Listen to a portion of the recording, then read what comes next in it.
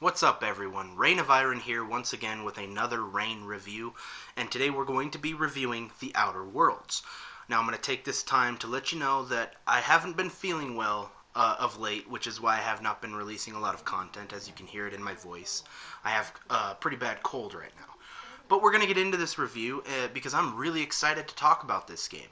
And I will let you know that this review will have spoilers. So if you have not played The Outer Worlds, if you want to play The Outer Worlds, don't watch this review until after you've played it, because this review will be full of spoilers. So here's your spoiler warning, and let's get into this review. I'm excited to talk about this game.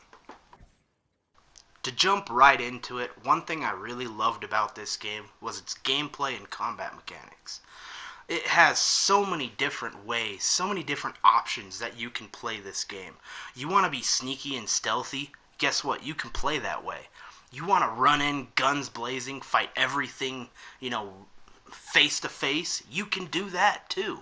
There's so many different ways to play this game. You're not stuck with one or two different ways to play this game. You can play it however you want.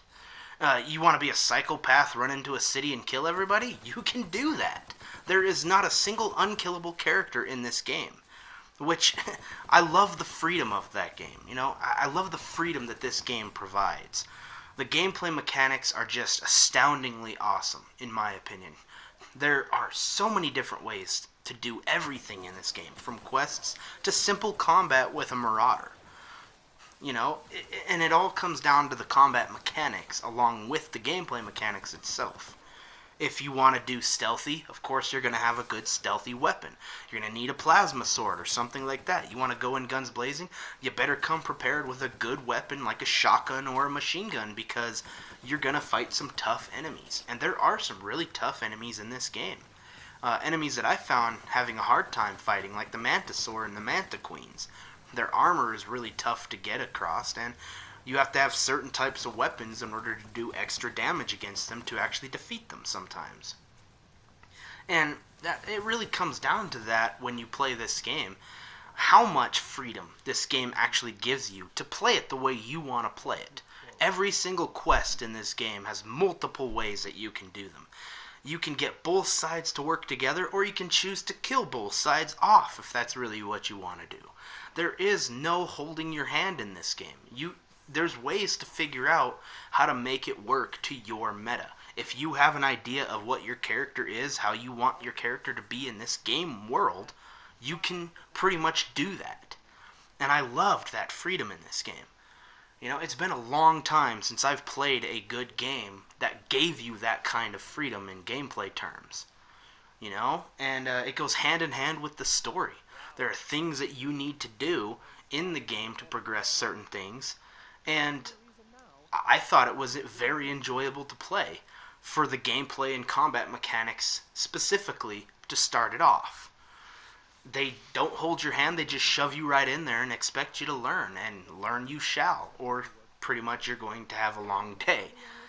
And outside of that, really with the weapons and stuff, and the monsters, and the enemy types and things like that, I did feel like it was a little lackluster in the area in terms of variety. You have your machine guns, you have your pistols, your shotguns, you have your melee weapons such as plasma sword, plasma scythe, things like that manner. There's pretty good variety of weapons, but ultimately it feels like you're using the same weapons all the time. Mainly because some of the weapons you get are just really powerful, so you end up sticking with that weapon.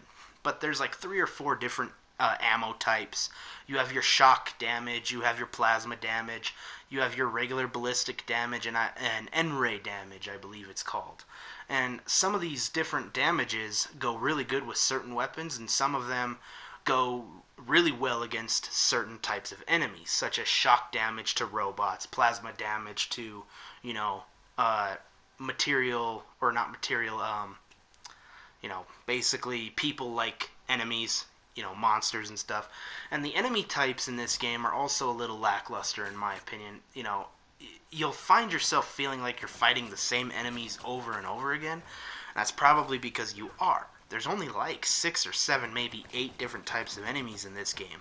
You know, you got your Raptidons, your Manta people, the Mantisaur, the Manta Queen, Manta Pillar, things like that. And of course your humans, your robots, and a few other animal-based enemies in this game. But relatively, you're going to be fighting the same things a lot. And that's because that's the species that are in this game, in Halcyon. You know, you're going to be fighting a lot of Raptidons. You're going to be fighting a lot of Mantisaurs. That's because those are the population of animals that exist in this, you know, system. And but even with the lack of variety, in my opinion, in weapons and enemies, it still never really felt like I was doing the same thing all the time. It didn't feel like I was backtracking. It felt like I was doing something new every time I did it. Even if I was doing a quest and it was taking me back to an area that I'd already been, it didn't feel like I was really backtracking. Mainly because when you're doing the backtracking, you might have fought a Manta Queen here before, but this time you're fighting a pack of Raptidons, or you're fighting a pack of Marauders. You know, it's always different. It throws something new at you around every corner. And I enjoyed that. I thought that was really cool, that it didn't make you feel like you were backtracking, even though you were technically going to a place you've already been. And the maps in this game, there are a few of them. I think all in all there's like, I want to say maybe 8 maps. I didn't count them as I was playing. But, you know, you got your Terra 2 areas. I think there's like 2 or 3 areas on Terra 2. You got your one big map, your one big area map in Monarch. And then, of course, you have the city maps, Byzantium, you know, the ship that you get to go to. And all in all, these maps, they may seem small and spread out, but really there's a lot to do in every single map. There's always somebody to talk to get a quest. There's always something to do for someone to earn a little bit of money or some reputation. And I thought that was beautifully crafted into the game. The fact that they did it that way. And sometimes you do feel like the maps might be a little too small, but you have to remember that every one of these maps is a big area to explore. And I thought that they did it rather well. Now, as far as things go for customization and things like that, I thought the customization in this game was really, really well done. You can not only customize your character to whatever abilities you want them to have, your armor, your weapons, whatever, you can also customize every single one of your companions. Every single one of your companions. And I thought that was awesome. My companions can have the weapons I choose for them to have, the armor I choose for them to have, and when you level up, you can even level up your companions, and they get perks that you choose. So you're basically creating your team. You know, the game's not just giving you people and be like, here's your new partner, deal with it. You actually get to mold this character into the combat ability character that you really want. You know, you're not forced to settle. And I thought that was well done. And the customization in the guns and the armor, you can put, I think it is like 3 or 4 different slots in each weapon, each armor. Well, armor I know you get 3 or 4 slots. I think weapons you might only get actually 3. But you can customize your weapons and your armor to suit your needs. Again, if you want to have a guy who's really good at tech and engineering skills, you can set up your armor to give you better tech skills. If you want to be suave and you want to have good persuasion skills, you can do that too. And then, of course, your weapon, you can beef it up with one of the ammo types, or you can put attachments on it to make it easier to shoot, have, you know, less spread when you shoot. There's just so many different ways to customize your character, customize your weapons, your armor, and I thought that everything that they did in the customization in this game, bar none, is one of the best customization systems I've seen. You can't color code your guns, you can't like put ink color, change the color of your character's stuff, but being able to put armor on your character and your teammates, being able to fully customize your weapons and your armor, I think I can overlook the fact that you don't get a paint job. because there's so many different types of armor in this game. You don't really need a paint job for your armor because you'll eventually find something you like to wear anyway. And I also think that where the armor might be lacking, or where the weapons might be lacking in variety, the armor is not lacking in variety. There's so many different types of armor in this game. And I eventually found the armor that suited me, and I chose to go with it. I actually played with the same armor pretty much the entire game because I kept beefing it up. And that's another thing. If you out-level your armor, you can just pay some of your currency to level your armor up to where you are, make it stronger, so that you don't necessarily have to find new armor and weapons. And I thought that they did that really well. There are special weapons in the game as well, called science weapons. These weapons actually progress with your intelligence and your science stat. Now, the higher your science stat, the more damage these weapons do. I didn't really use a lot of them, but I did have a little bit of fun with the shrink ray. Yes, there's actually a shrink ray in this game, and it actually works. It doesn't last very long. I think it depends mostly on your science and your intelligence, how long it lasts and if it does any damage and stuff like that. But I had fun running around and using it, turning everything small. The science weapons, they're just these special weapons that you can find throughout the game. You can actually get quests to find them.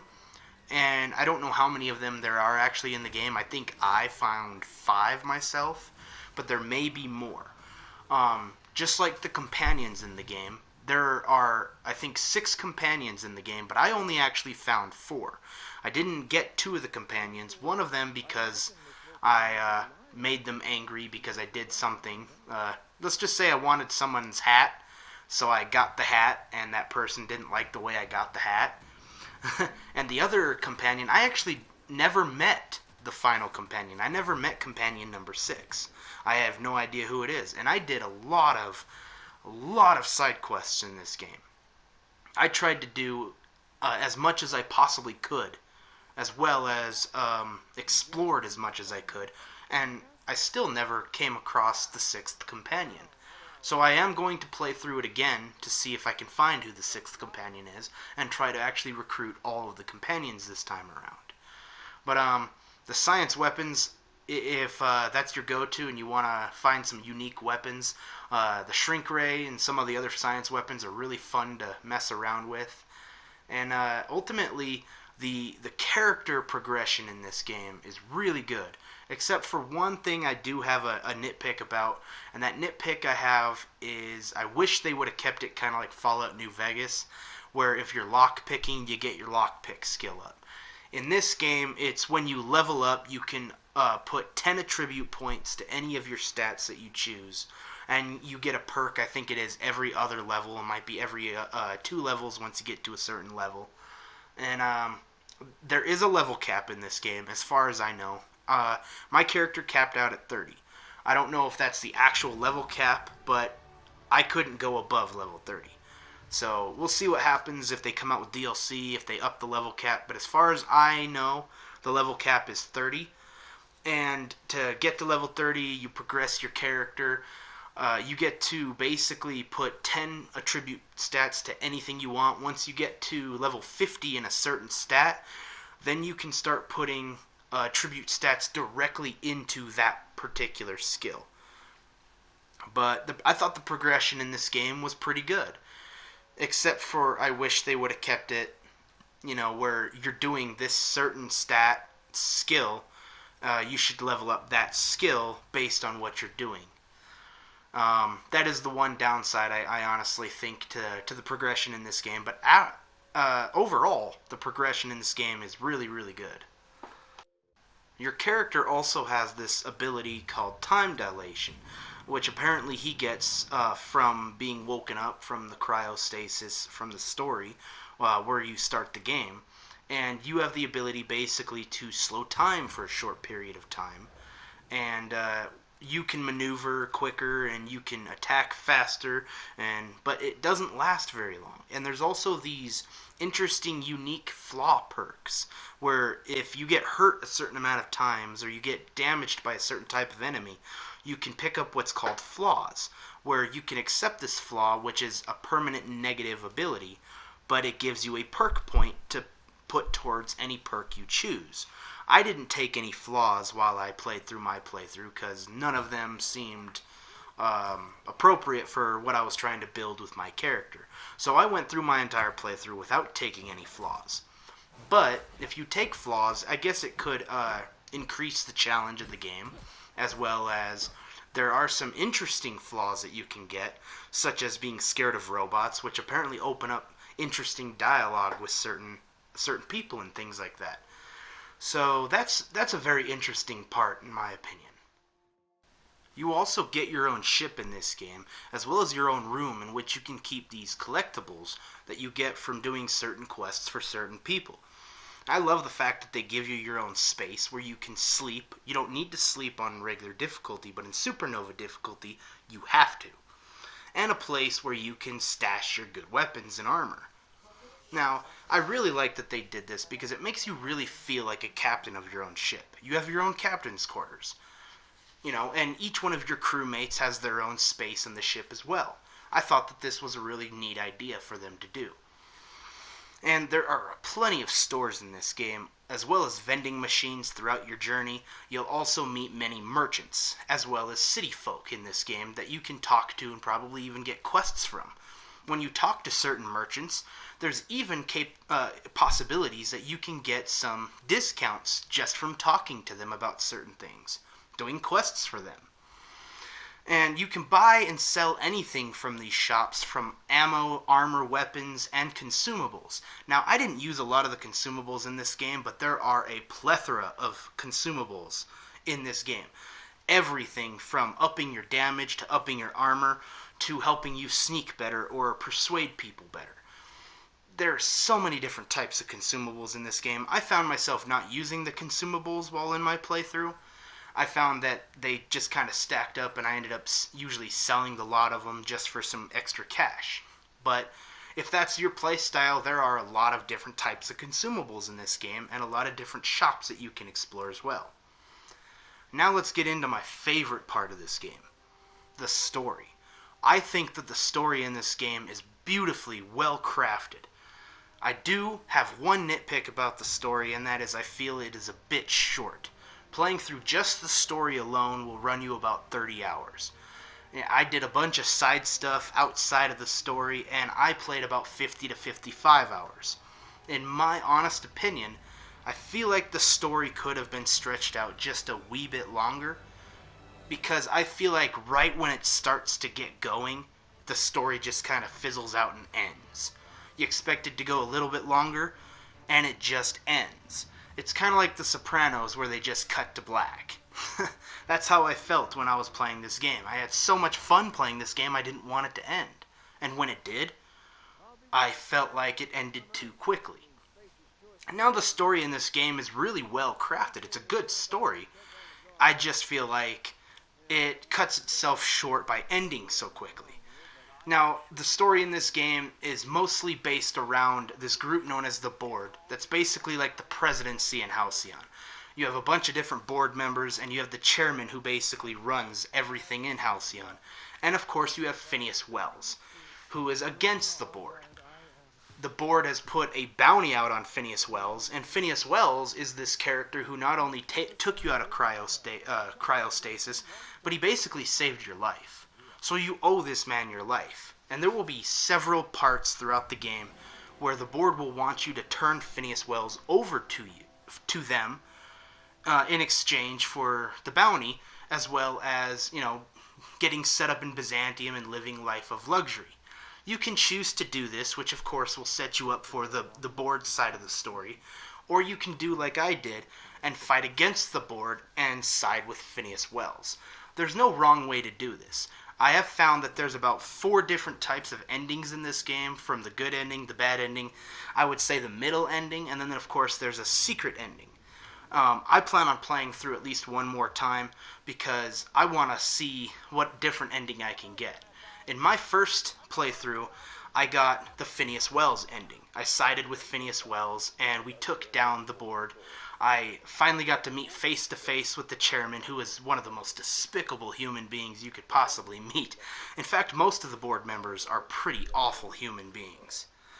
And I loved the idea of how this game went about the story. It told you, the different sides of bureaucracy and anarchy, and you had to choose which one you really wanted to be a part of. And the ending I got with Phineas Wells ultimately was the end of the board and basically pure anarchy for a little while, but eventually the wheels started going, and Halcyon started to grow without the board, without the bureaucracy, and was actually better for it. I felt like I got the good ending because of that. And to each their own. Each person can have a different opinion on the ending, but this game's story really introduces you to a lot of different types of characters, a lot of different type of people, from good to bad, from heroes to scumbags. I even, the most despicable people you can think of, I met in Byzantium, and there's this one lady I had a conversation with in Byzantium, and she was just the worst kind of person. I wanted to shoot her in the face. Luckily, with the quest that I did for her, I had the option to send her down into a death den full of murderous robots, so I ended up doing that. And not only did she get her up and comings, but, I didn't get my hands dirty and I didn't kill her myself. She wanted to go, so I let her go. It's just really cool that there's all these different types of stories that this game is trying to tell, and you're ultimately smack dab in the middle of all of it. And I mean, the story is just so good in so many different ways, and I think that's why I was really disappointed with how it ended. I wanted it to go longer, and it ended the way it ended. Not saying it's a bad story, it just ends so abruptly. It starts to finally get going on all cylinders, and then it just ends. And when I review games, story is one of the biggest impactful points in my reviews. And unfortunately, because the story ends the way it ends, I had to dock a point off of it. And that's ultimately why I give this game an 8 out of 10. It is a solid 8 out of 10, mind you, and a must-buy. If you love these types of games, open world RPG games, if you love space, if you love, different atmospheres to your RPG games, maybe not necessarily a Skyrim or something like that. This has the roots of a Fallout game, but it's made by Obsidian. If you love Fallout New Vegas, you're going to love this game. If you love any Obsidian game, you're going to love this game. It's a really good game. It's got really good story. It's got really good gameplay, fantastic art design, fantastic sound design, and characters that you'll see a different variety of characters. Some you'll like, some you won't. I thought they knocked it out of the park with this game.